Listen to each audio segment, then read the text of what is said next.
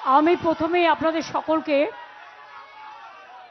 আমি সংবাদ মাধ্যম থেকে, অ্যাডমিনিস্ট্রেশন থেকে, আইটি সেল থেকে, ডিজিটাল থেকে, সাধারণ মানুষ থেকে, সর্বস্তরের নেতাকর্মী এবং যারা অনেক বিভিন্ন জগতের মানুষ আমাদের কাছে এখনো পর্যন্ত এসে পৌঁছেছেন, এমনকি আর্টিস্টরাও আজকে একে তাদের প্রতিবাদ জানিয়েছেন, আমি তাদের সকলকে ধন্যবাদ জানিয়ে এ কথা নিশ্চয়ই বলবো যে আমরা ধর্ণা দিয়েছিলাম দুটো কারণে। একটা হচ্ছে অবৈধভাবে যাদের অ্যাডজুডিকেশনে রেখে বা নাম ডিলিট করে দিয়েছে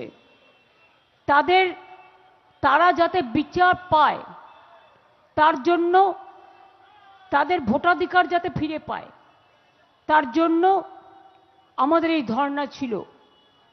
আর দুই হচ্ছে আমাদের ধর্ণা ছিল যে ইলেকশন কমিশন বারবার ইন্টারফেয়ার করে মাননীয় বিচারপতিরা যারা কাজ করছেন তাদের সুপ্রিম কোর্টের ভার্ডিক্টটাকে টোটাল মিসলিড করে তাদের উল্টো পাল্টা বোঝাচ্ছিলেন।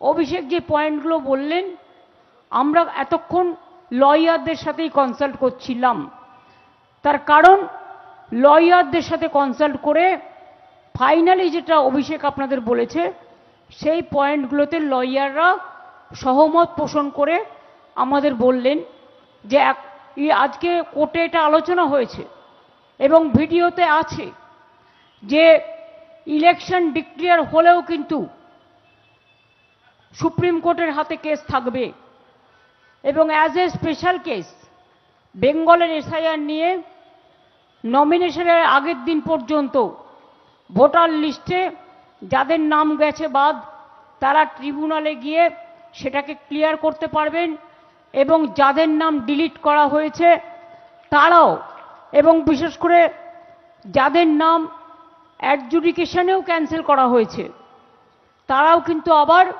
ট্রিব্যুনালের কাছে অ্যাপিল করতে পারবে। সুতরাং এই যে জায়গাটা বন্ধ হয়ে গেছিল, দরজাটা বন্ধ হয়ে গিয়েছিল, এই রাস্তাটা আজকে সর্বোচ্চ আদালত খুলে দিয়েছেন। এটা মানুষের জয় বলে আমি মনে করি।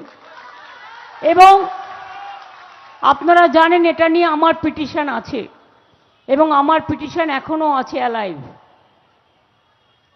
এখন কদিন কাজ করবে, ইলেকশন ডিক্লেয়ার করে দিলেও ভাববেন না আপনার সুযোগ নেই। ওরা বলেছেন ইলেকশনের আগের দিন পর্যন্ত যদি কারো নাম বাদ দেওয়া থাকে, বাদ দিয়ে দেয়, যদি অবিচার হয় তাহলে আমাদের কাছে আসবেন, আমরা অ্যাজ এ স্পেশাল কেস এটাকে ট্রিট করব। যদিও 25 তারিখে তারা নেক্সট ডেট দিয়েছে হিয়ারিংয়ের, কিন্তু 15-16 তারিখে ইলেকশন ডিক্লেয়ার করে দিলেও এটা কিন্তু খেলা শেষ হবে না। খেলাটা সুপ্রিম কোর্টের হাতে রয়ে গেল।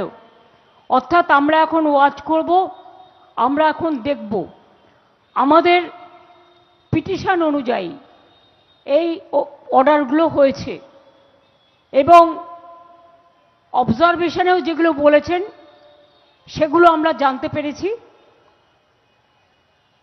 এবং হাইকোর্টের চিফ জাস্টিসকে নাকি অর্ডার দিয়েছেন যে তিনি ট্রিব্যুনাল তৈরি করবেন।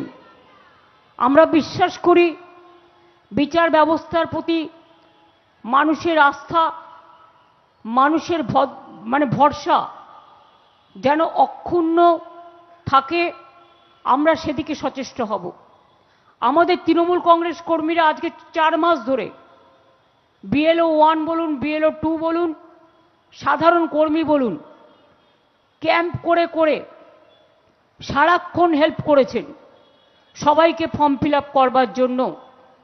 তাই মনে রাখবেন, এই যে 60 লক্ষ লোকের লজিস্টিক্যাল ডিসক্রিপেন্সি করেছে, অ্যাডজুডিকেশনের নাম রেখে দিয়েছে, এটা বিজেপির কথায়, কারণ বিজেপি 1.5 কোটি সংখ্যাটা বলেছিল এবং তাদের স্যাটিসফাই করতে গিয়ে রোজ রোজ মেসেজ চেঞ্জ, রোজ রোজ app change, misuse of WhatsApp message এবং টোটাল জাজেদের মিসলিড যেটা করছিলেন, আমাকে লয়াররা বললেন যে তাদের কিন্তু আজকে সুপ্রিম কোর্ট ভৎসনা করেছে যে আপনারা ইলেকশন কমিশন এত কাণ্ড করে রেখে দিয়েছেন, সুতরাং আমরা বাংলার কেসটা অ্যাজ এ স্পেশাল কেস হিসেবে দেখব।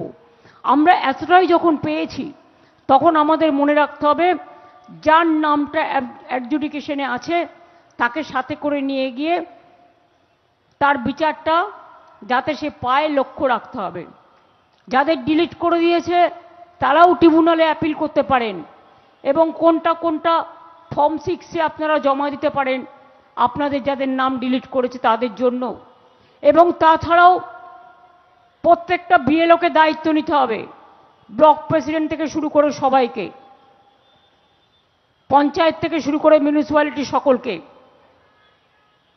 যে প্রতিটা বুথে মানুষকে সঙ্গে করে নিয়ে তারা যাতে অ্যাপিলটা ঠিকমতো করতে পারে, তারা যাতে ভয় না পায়, তাদের সাথে থাকতে হবে এবং তাদের নিয়ে ভোটের কাজও চলবে, যদি ইলেকশন ডিক্লেয়ার হয়ে যায়, আর নাম তোলার কাজও চলবে, যাদের নাম বাদ গেছে তাদেরটা।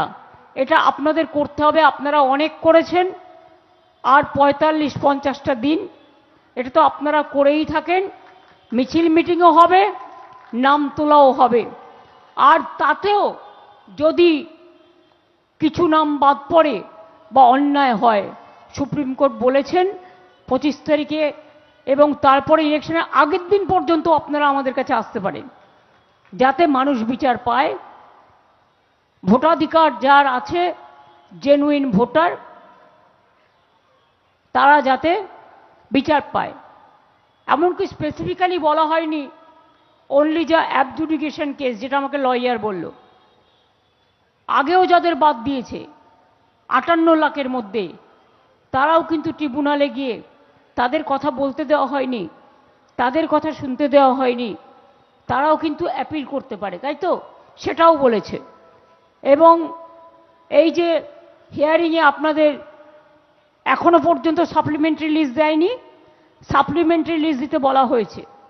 সাপ্লিমেন্টারি লিস্টে দেখতে পাবেন কার কার নাম বাদ গেল। 2-3 দিনের মধ্যে অনেক মারা গেছে, 180 জনের বেশি মানুষ মারা গেছে। আপনারা একটু শক্তিশালী করুন মনটাকে। লড়াই তো বাংলা জানে, আমরা তো সবাই আছি।